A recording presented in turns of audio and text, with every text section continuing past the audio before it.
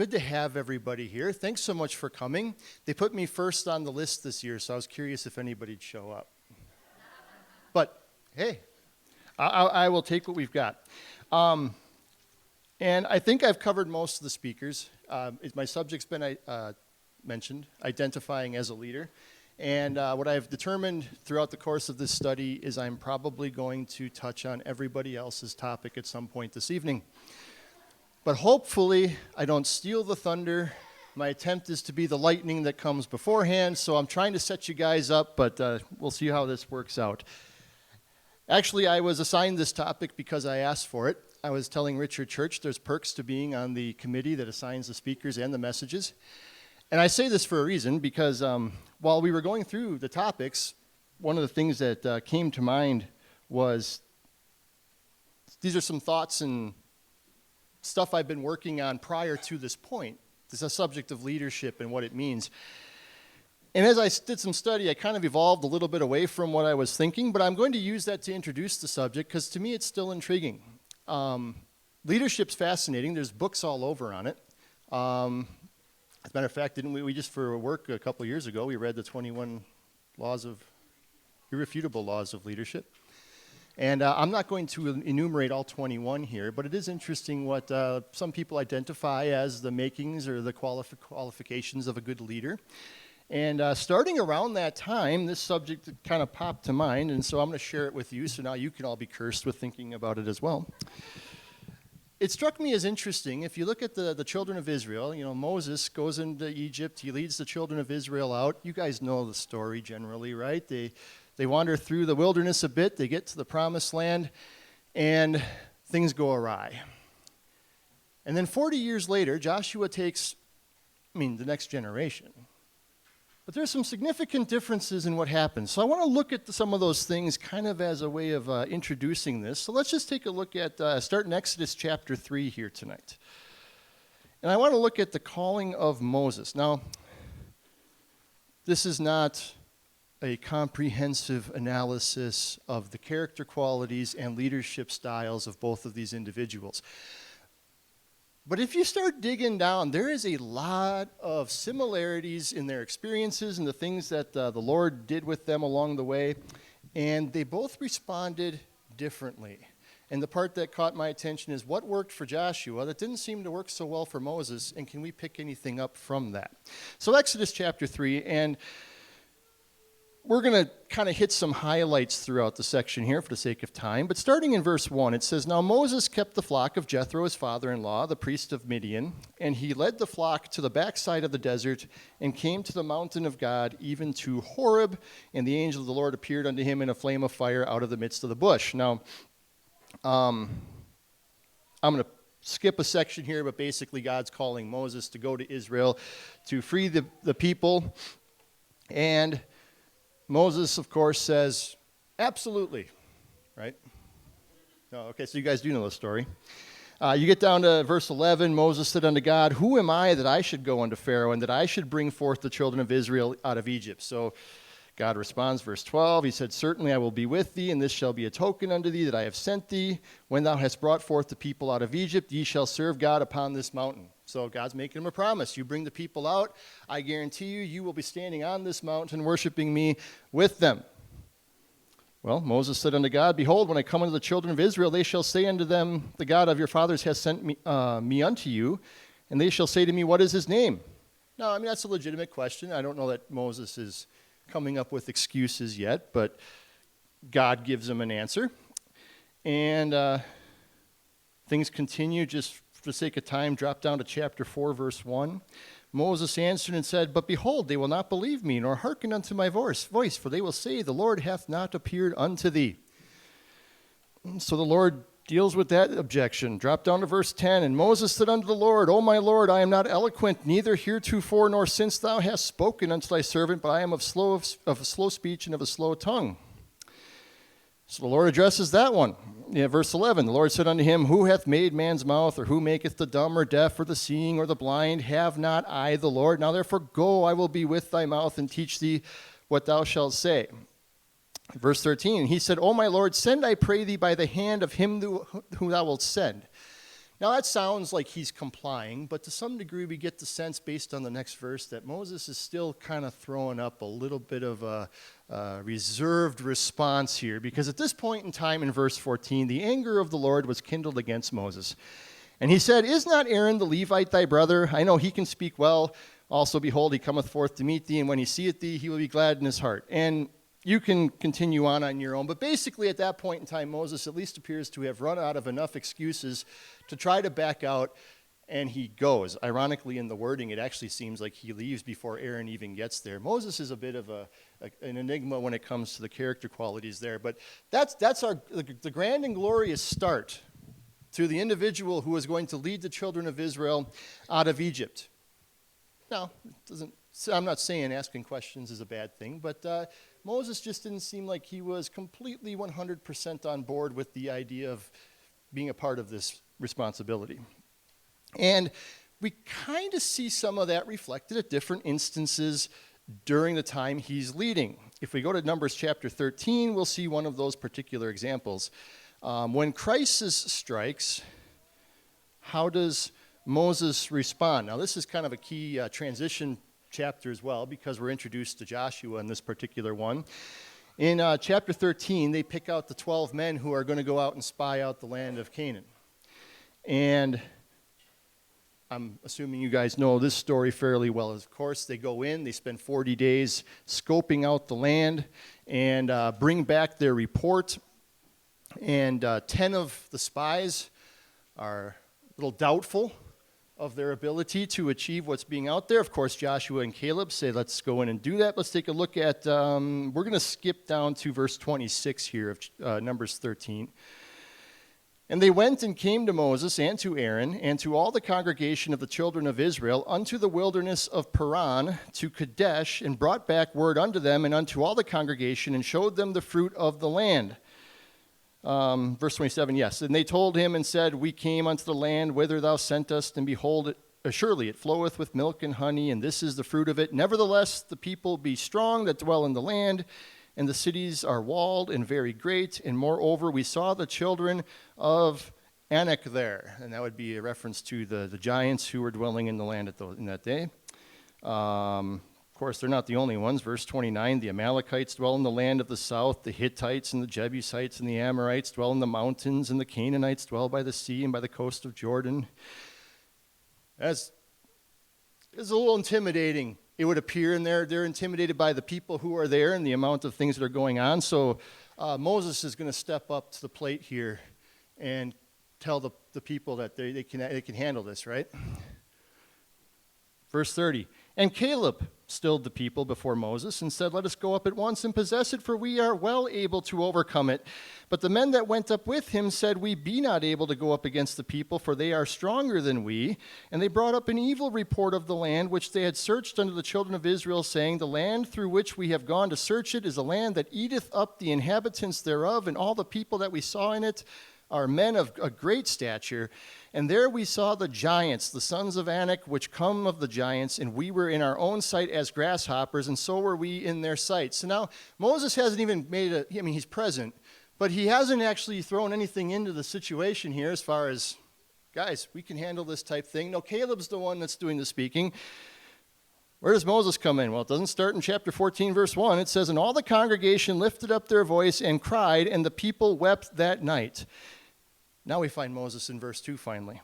But what's he doing? "And all the children of Israel murmured against Moses and against Aaron and the whole congregation, and said unto them, Would God that we had died in the land of Egypt, or would God we had died in this wilderness?" Just drop down to verse 4. "They said one to another, Let us make a captain, and let us return to Egypt."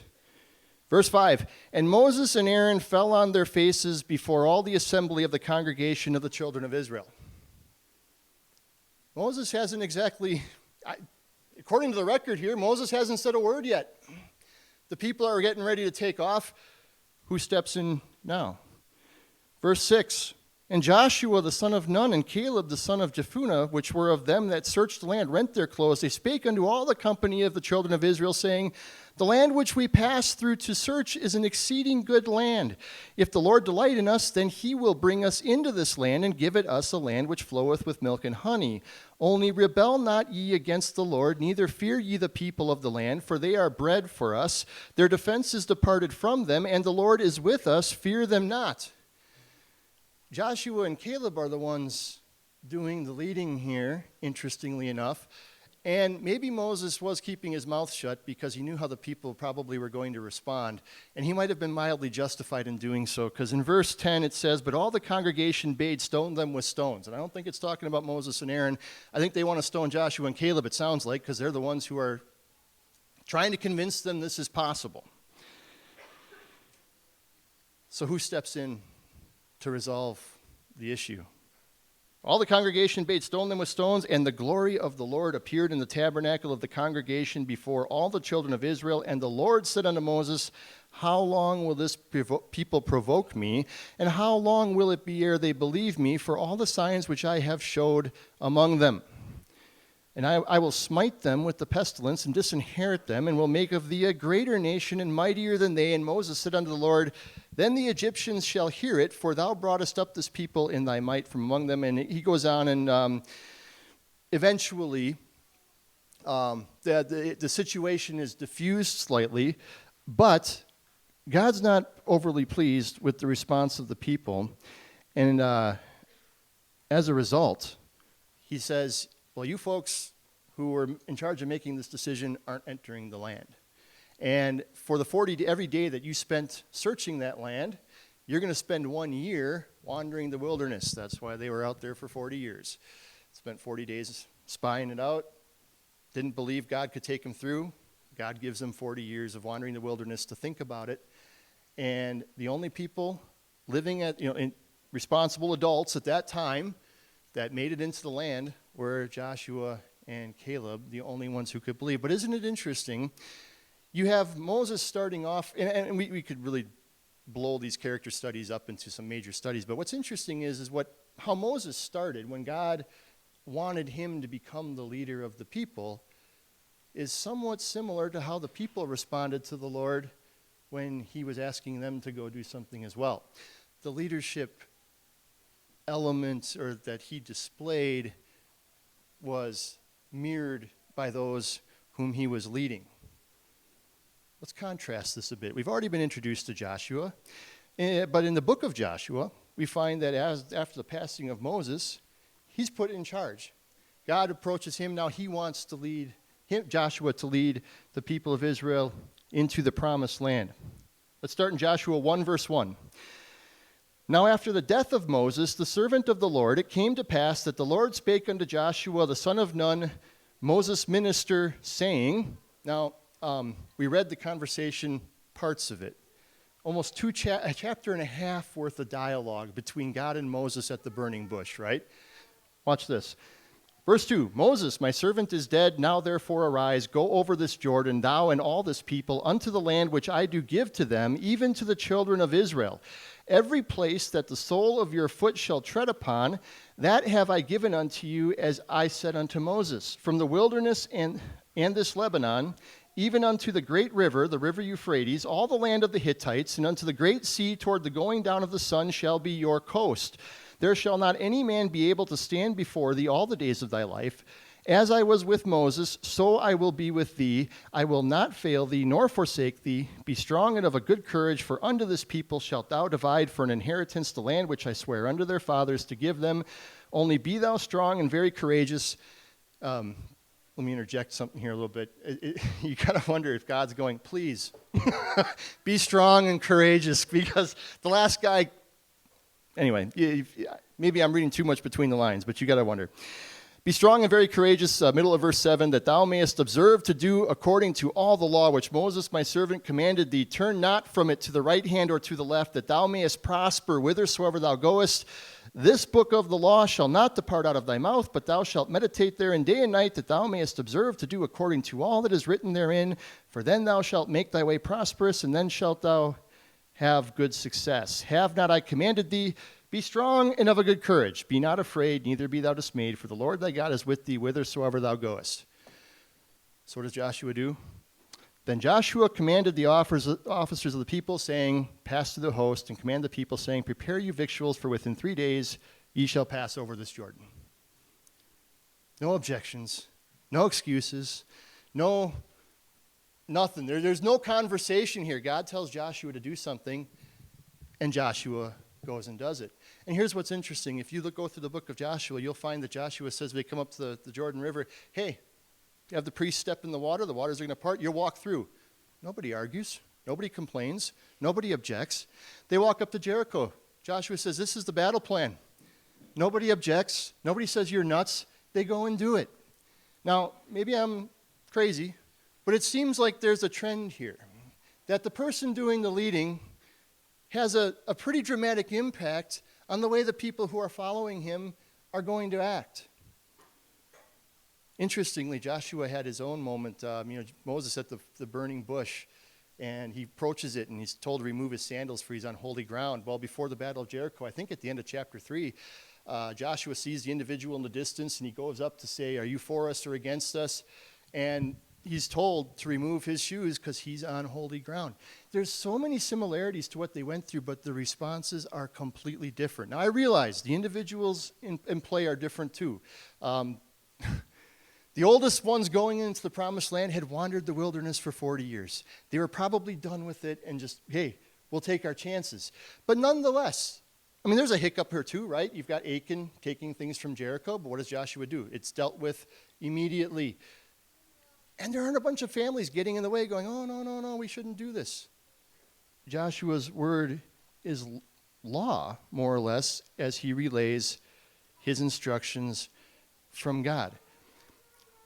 Joshua's style of leadership is fascinating to me, and I really feel like we get a really good glimpse of maybe one of the things that was different between Moses and Joshua. I just want to look at what he told the people as he was coming to the end of his life. Joshua 24, chapter 24 and verse 15. Most of us can probably quote a part of this verse. Many of us may have it somewhere hanging in their house. But this is where my study led me to, and I found some interesting things in this verse that I do want to share with you tonight. So how much time do I have? Okay. All right. We'll see what we can do. Right. All right. Just double checking. I've got like 7 messages of material in these notes, so it's more of a pacing issue than it is anything else. Joshua chapter 24, verse 15. They have all but completed what God set them out to do. And I say all but. I don't want to get too far down this road, but they actually didn't achieve kicking out all the inhabitants that they were supposed to kick out. Another subject for another time. But more or less, as Joshua is getting ready to die at this point in time, he's giving his last instructions or appeal to the people. And in chapter 24, verse 15, he gives them a decision that he expects them to make. It says, and if it seem evil unto you to serve the Lord, choose you this day whom ye will serve, whether the gods which your fathers served that were on the other side of the flood, or the gods of the Amorites in whose land ye dwell. But as for me and my house, we will serve the Lord. Now, interestingly, here's Joshua, and he's telling the people something here, but he's not dictating to them. There's a really interesting element to this verse, and I think we can come out with some things, and I want to hit a few of these. Oh, side note, when it says, choose you this day whom you will serve, whether the gods which your fathers served, which were on the other side of the flood, that could just simply mean river. It depends on it can be translated a lot of different ways. It seems like he's referencing the peoples in the wilderness that they had been wandering to and fro among, and devastating at different times. God used the children of Israel to wipe out a whole lot of issues on the east side of what was eventually going to become their territory. Hey, all those peoples that you defeated and you saw your forefathers defeat, you can worship them. Or the Amorites, the ones that you just took all their territory, you can worship them if you think it's a bad thing to worship the Lord. But as for me and my house, we're going to serve the Lord. So what are some leadership principles I think we can make out of this? Number one, I want to focus on that word choose. Leadership is a choice. Now, I say that with a qualifier. We're called to lead. Depending on who you are, where you are in your life, you are called to lead. Whether you do or not is a choice. For example, and maybe I should throw in another clarifying statement here. In doing this on leadership, what really appealed to, or what I thought struck me, is that I wanted to make this message somewhat universal. I didn't want to necessarily focus in on the leadership of the husband in his relationship with his wife or among his children, or just the wife. There's aspects of life in which everyone can take the lead, and we're going to see these types of things. So even, who here considers himself a leader? Yeah, maybe less than half. I'm convinced that every one of you sitting in this room today is not only given the opportunity of the leader, but can have a tremendous impact. And the points I want to bring up in this case are somewhat universal in that regard. So this is what I want. But number one, it's a choice.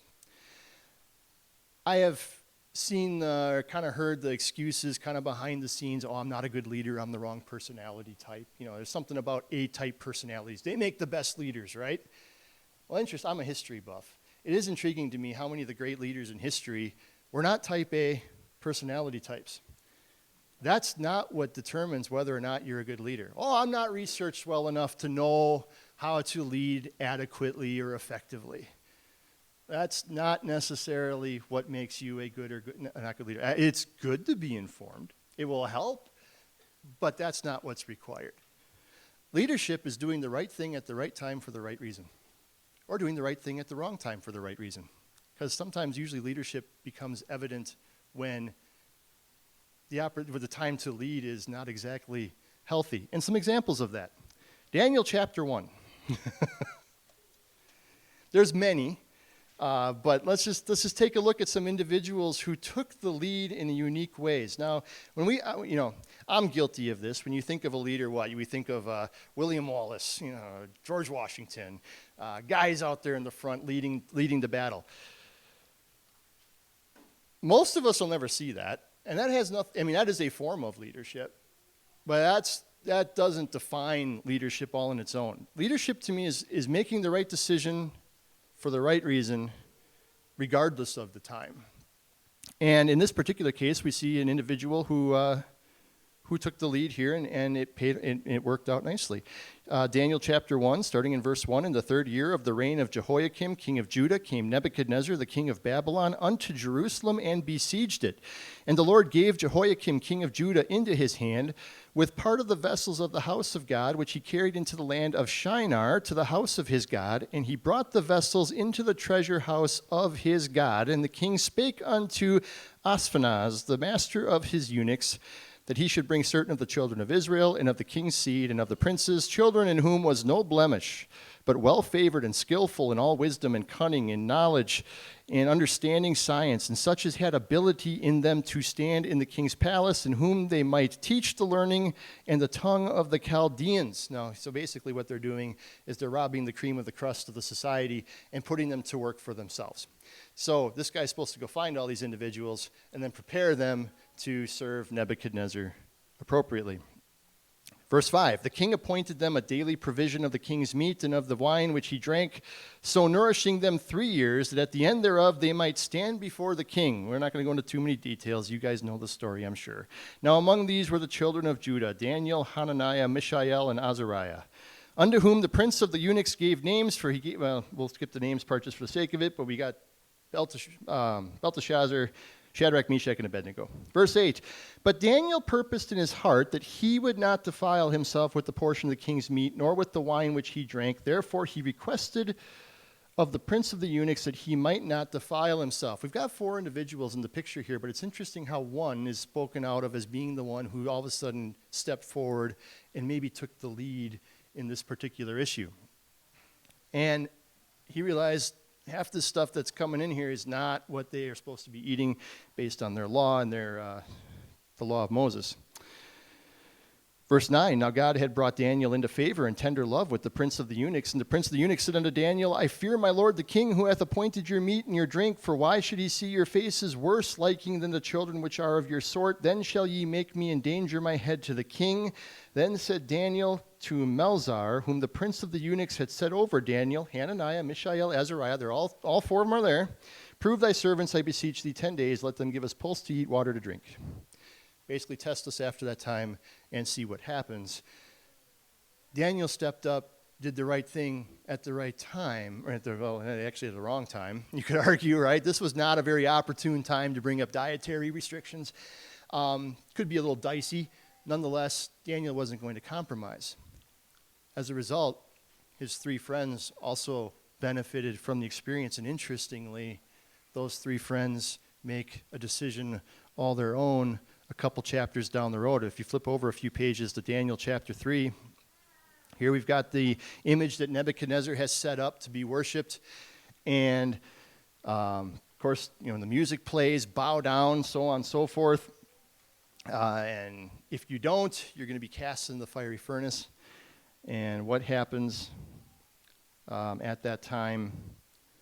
Let's see, what's the verse I want? Verse 8, chapter 3, verse 8. Wherefore at that time certain Chaldeans came near and accused the Jews and spake and said to the king Nebuchadnezzar, O king, live forever. Basically, they verify the decree to make sure they got all the details right. Verse 12, there are certain Jews whom thou hast set over the affairs of the province of Babylon, Shadrach, Meshach, and Abednego. These men, O king, have not regarded thee. They serve not thy gods, nor worship the golden image which thou hast set up. Three men chose to stand and for what was right. And you wonder, I don't have any scriptural evidence to prove this, but it's interesting how Daniel stood for his convictions and what was right back in chapter 1. Now these men have turned around and done the same thing in Daniel chapter 3. And interestingly, it's not quite as, they weren't in as good a favor as Daniel was with the master in chapter 1, because Nebuchadnezzar, he gives them another chance, right? And more or less, they're standing on their conviction. Verse 16, Shadrach, Meshach, and Abednego answered and said to the king, O Nebuchadnezzar, we are not careful to answer thee in this matter. In other words, we don't have to think about our response to this. We already know what the right answer is, and this is what we're going to do. If it be so, our God whom we serve is able to deliver us from the burning fiery furnace, and he will deliver us out of thine hand, O king. But if not, be it known unto thee, O king, that we will not serve thy gods, nor worship the golden image which thou hast set up. You don't have to be a dad, a mom, the oldest sibling, the executive of a business to do the right thing when everybody around you is bowing down. That's why this is a universal principle, and you never know what that action might lead to. The ripple effect can be amazing. We're all called to do the right thing. Whether you do it or not, though, is a choice that we need to make. Back in Joshua chapter 24, what does Joshua start off with? Choose whom you are going to serve. That leads us to the next side of this, to serve. I have become more and more convinced, I was pretty convinced of it to start, that leadership has nothing to do with being a dictator. It's all about serving the people you're leading. Interestingly, in this particular scenario, I do want to mention the option that he's putting before them is a very real one. And it doesn't necessarily imply, hey, those goofy idols that these people had in their cities, you can go worship those idols. That's really not the case. The gods that are being talked about here are spiritual wickedness that exists in the heavenly realm. In Ephesians chapter 6, I'm going to go there and read it, because if I quote it, I'll butcher it. Verse 12, it says, For we wrestle not against flesh and blood, but against principalities, against powers, against the rulers of the darkness of this world, against spiritual wickedness in high places. It doesn't say we wrestle against Satan. Like there's one guy out there that's our foe. No, there's a whole host of them. And that whole host of foes were represented by those idols that those people worshipped, but they're real beings. Real entities. And Joshua is saying, you can go serve them. I mean, it sounds stupid, right? You just defeated them on that side of the river. You've just defeated them on this side of the river. But those entities are still there. They can still be worshipped. And just as an opportunity to go political maybe or something like that, I've pondered this. We wrestle not against flesh and blood. Sometimes we identify the issues and the problems of the country and what we're up against as being, if we could just get those people out of office. Well, that would help. But ultimately, it's not the people in the office that are the issue. The distractions that occupy our time, sports, entertainment, video games, whatever the case may be, right? Those aren't, though, the problem. Those are the symptoms of the problem. Those are the things that are being used. Those are the idol, as it were, that represent and stand for the deterioration and the bringing down that's going on around. Today, the offer still stands. I don't see it as having changed. And I believe a lot of people are bowing down and worshiping the gods. They may not know them by name, but they're following their doctrines. What does Paul say in 1 Timothy chapter 4? That in the latter days some will depart from the faith, giving heed to seducing spirits and doctrines of devils. The teachings of the fall, the spiritual wickedness and the darkness behind the scenes is alive and active today. The choice is there. Maybe we are uncomfortable with the thinking and have isolated us from this concept. Joshua put this choose there to serve out there, and it's still an available option. Shameless plug, if you want to hear more about this, second weekend of December, we're having our winter retreat, and we're going to be talking about the spiritual realm and some of the inner workings that are going on. There, my 15-second commercial. Since we're doing that in a couple months, I'll move on. Let's just go with the assumption. I'm assuming since you're all here, you've declared your loyalty to Yahweh as opposed to the other gods, right? We believe in the God of gods, the true God. What does leadership look like in that sense? It's about service. I want to go through a whole string of verses. And here, don't sweat too much, guys. I'm not going to dwell on too many of them, but if I hit one you're going to talk about, hopefully it's just, like I said, a setup for you. 1 Thessalonians chapter 1, verse 9. Notice how the individuals here approached their ministries and how people respond to what's happening here. Chapter 1, verse 9. For they themselves show of us what manner of entering in we had unto you, and how ye turned to God from idols to serve the living and true God. Being a true leader starts with true service. Let's look at Romans chapter 6 and verse 6.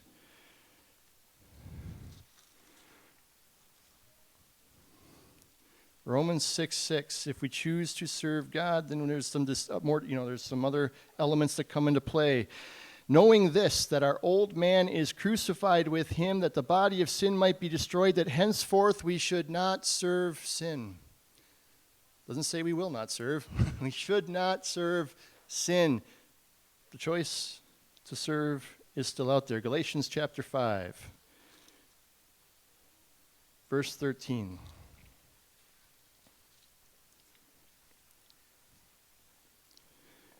Galatians 5:13. I'm sorry if I'm going fast, but I'm trying to conserve time here. For brethren, ye have been called unto liberty. Only use not liberty for an occasion to the flesh, but by love serve one another. Why is it so important to do this? Why bother serving?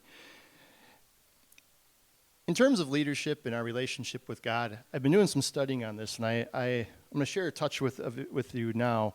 One of the reasons it's important to serve God, and one of the results of placing your trust in Christ, believing the gospel that Christ died for your sins, was buried and rose again, you now belong to God himself, Jehovah himself.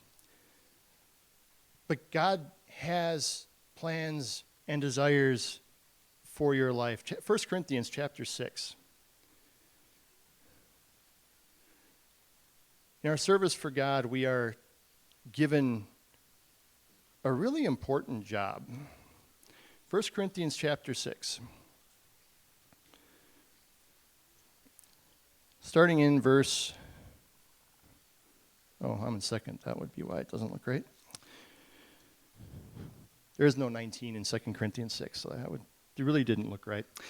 1 Corinthians chapter 6, verse 19. What, know ye not that your body is the temple of the Holy Ghost, which is in you, and which ye have of God? Ye are not your own, for ye are bought with a price. Therefore glorify God in your body and in your spirit, which are God's.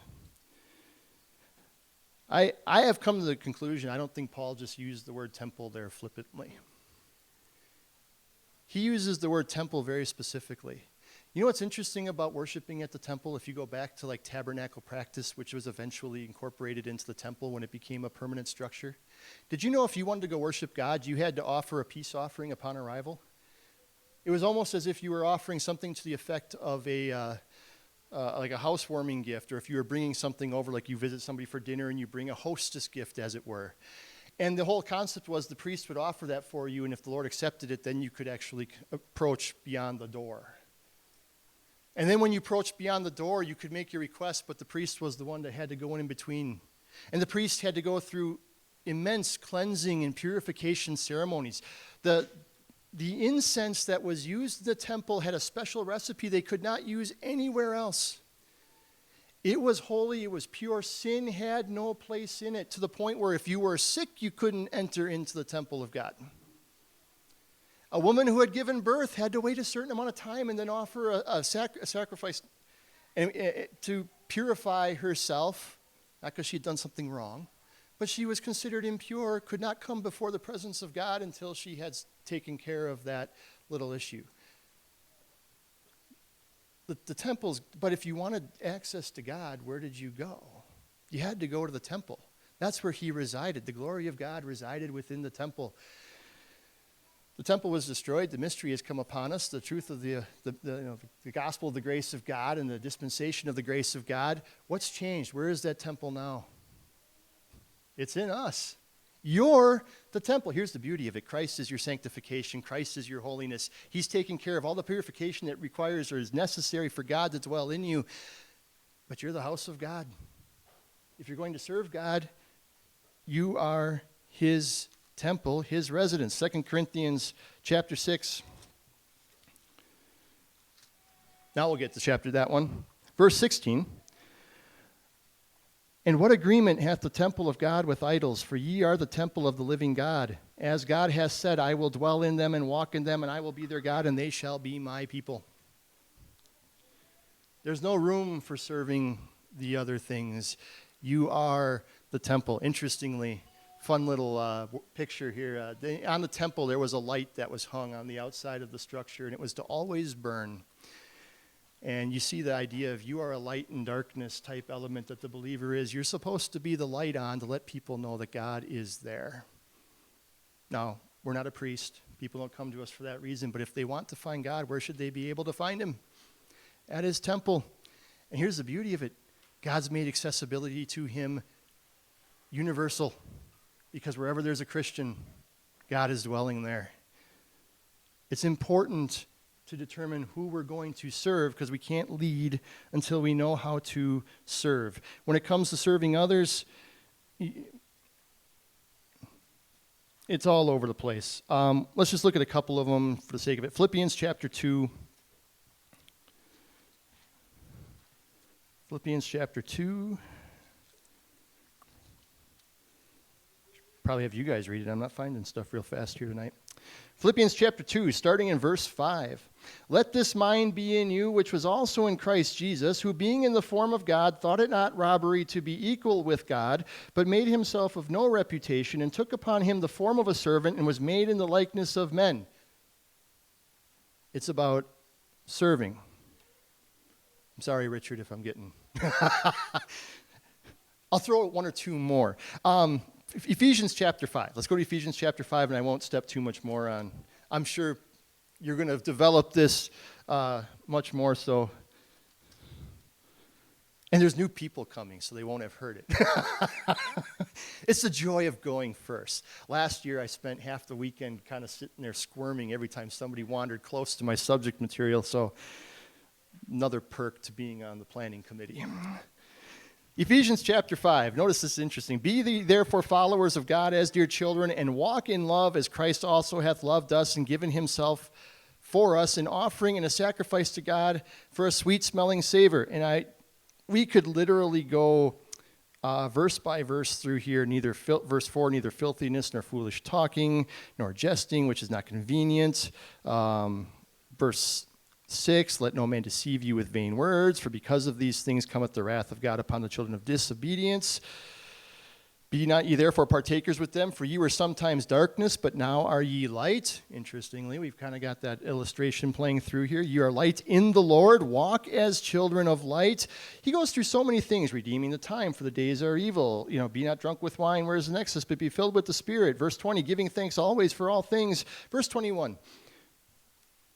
He transitions a little bit here, but how does he end this whole subject matter of all these do's and don'ts? What's the whole point? Submitting yourselves one to another in the fear of God. You're doing it in a service for others. Titus chapter 2, 1 Timothy chapter 5. We're called to serve. If you want to effectively lead, you serve the people. And going back to our example, what did Joshua do? He did everything the Lord asked him to do in service for the people to get the response from the people. And what happened? They responded in like manner, which leads me to the last part of our verse here in Joshua 24:15. I've seen, once again, if you want to look at history, attempts made to bully people, enforce it, lay down the law just because I'm in charge, and the results are usually awful at best. So if you want to effectively lead, and you want to effectively serve, and you want to be the testimony as a leader, where does it start? Or what does it involve? End of verse 15 there. But as for me and my house, we will serve the Lord. Joshua never says in this entire passage, you cannot make your own decision and go down a path that would be unreasonable at best. He says, here's the choice before you. I'm putting it out. I'm telling you to make the decision. As for me and my house, we're going to serve the Lord. Joshua led by example. He didn't expect the people to do something he wasn't willing to do himself. He led by example. Let's just take a little journey here as we get towards the end. 1 Corinthians chapter 9. 1 Corinthians chapter 9. And this is another one of those sections that I'm probably going to pick a few highlights, but really it's verses 19 through the end of the chapter. Apostle Paul says in verse 19, for though I be free from all men, yet have I made myself servant unto all, that I might gain the more. For the record, we're talking about the apostle of the Gentiles. I will magnify mine office, Paul, saying, I have made myself a servant to all. How did Paul lead? By example. What did he do? Unto the Jews I became as a Jew. And for the record, he doesn't just say, I just let my lifestyle go wherever I wanted because I can be all things. No, Paul he restricted his lifestyle. He gave up certain things so he would have opportunities to minister. He's not talking about, to the drunk I became a drunk so I could reach the drunk. No, but to the Jew, he submitted himself to the requirements of the law so people would talk to him and not consider him some sort of unclean thing. Isn't that what it says in verse 20? Unto the Jews I became as a Jew, that I might gain the Jews. As to them that are under the law, as under the law, that I might gain them who are under the law. To them that are without law, as without law, being not without law to God, but under the law to Christ, that I might gain them without law. To the weak I became weak. To gain the weak I made all things to all men, that I might by all means save some, and this I do for the gospel's sake. You can read the rest of it. Verse 27, but I keep under my body and bring it into subjection, lest by any means when I have preached to others, I myself should be a castaway or disapproved. 1 Timothy chapter 4. Here, you young people, if you feel like I've left you alone too long, you can do the right thing at a young age. 1 Timothy chapter 4, and I realize Timothy was older than most of you probably are, who's, the young people sitting here, but nonetheless. 1 Timothy chapter 4, verse 12, let no man despise thy youth, but be thou an example of the believers in what? in word, in conversation, in charity, in spirit, in faith, in purity. If you want to get those results out of the people that you're trying to minister to, you've got to start from an example. For the record, I believe 1 Timothy chapter 3 isn't a checklist just to see if a man has the right to serve in the church. The reason all those requirements for church leadership exist is because if you're doing those things, you're giving the example for everybody else to follow. Church leadership should be the ones where if somebody goes, what does the Christian life look like? They should be able to look at those guys and go, that's what the Bible's describing. That's maybe how it's done. Is that maybe why God put those things out there? So the leaders could lead by example, not just give them clout because I achieved something nobody else did. Leadership's not dictatorship. It's service. Philippians chapter 3, verse 17. A couple more and then I'm about out of time here, and for many of you, it's been a long day, so I won't be offended if that's a good thing. Philippians chapter 3, verse 17. Brethren, be followers together of me, and mark them which walk, so as ye have us for an example. Paul tells the Corinthians too, you follow me as I follow Christ. You want an example? I'm here leading the way so that you have an example to follow. Find somebody who's doing what we're teaching, what we're preaching, that their life aligns with the Bible, and use them for an example. If you're going to lead, you kind of live in a glass house to some degree, but isn't that why you're leading? For the gospel's sake and for the believer's sake. 2 Thessalonians chapter 3, verse 9.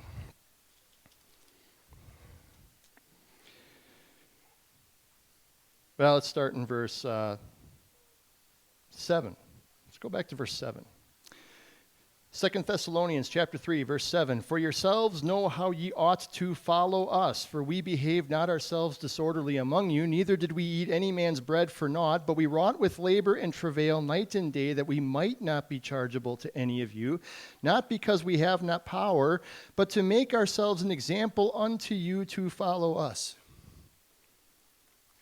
They didn't take advantage of the opportunities and the privileges that would have come with the position. Rather, they turned and did the exact opposite to be an example and to lead. And just for the fun of it, because at a Grace Church, we will go to the Hebrew epistles once in a while, right? I say that as a joke. We go there frequently. But notice how Peter puts it in 1 Peter chapter 5. For the record, leadership's universal. It's transdispensational. The same principles apply. What we're leading in and what we're doing differ, but the concept of leading remains the same. 1 Peter chapter 5, verse 3. Well, actually, here, for the sake of it, to back up my point I was making earlier, let's go back to verse 1. The elders which are among you I exhort, who am also an elder and a witness of the suffering of Christ, and also a partaker of the glory that shall be revealed. Feed the flock of God which is among you, taking the oversight thereof, not by constraint, but willingly, not for filthy lucre, but of a ready mind, neither as being lords over God's heritage, but being an example, or ensample, to the flock. We all are being called to do the right thing. And sometimes leading is simply doing the right thing when the time demands it. But it's a choice whether or not we're going to follow through. That's where it gets a little difficult. You kind of wish it would just be kind of one of those automatic things. When you become saved, you're just going to make the right decisions, right? But it's important because this has a tremendous impact. The examples in the lives we lead play into the spiritual war that's being fought around us. Leaders need to be aware of those types of things. Leaders need to be aware that if you're telling people how to do things, that you're going to be looked at to see how it's done. It's not an easy task, but it is a simple one. There's not a lot of complexity. And so as we talk about identifying as a leader, leadership is choice, it's service, and it's being the example and simply doing it when the Lord puts you in a position to serve. Let's close in prayer. Heavenly Father, we thank you so much for your word. We thank you for the clear instructions we find within it. We thank you for the examples that have been recorded for our behalf so that we can glean the information to be better equipped to serve our families, our communities, our churches. those around us. And Lord, I pray that our focus would not be on doing this for our own benefit, for our own glory, for our own credit, but that our hearts and minds would be focused on bringing glory to you, to bring the gospel to the world that so desperately needs it, and to be a light in the world of darkness that seems to be closing in around us more and more every day. I just ask that your love would fill us and constrain us to your service, regardless of where you have put us and where we find ourselves, Lord, that you would encourage and strengthen us through the inner man to make the right decisions and live for you when times are tough. I just ask as we continue to go through the conference here that we would be pondering these things and taking them seriously, knowing that the impact of our words and actions can have an eternal effect. And I just ask as we go from here tonight that there would be safety in travel and fellowship with each other from the rest of the evening. If we pray it in Christ's name, amen.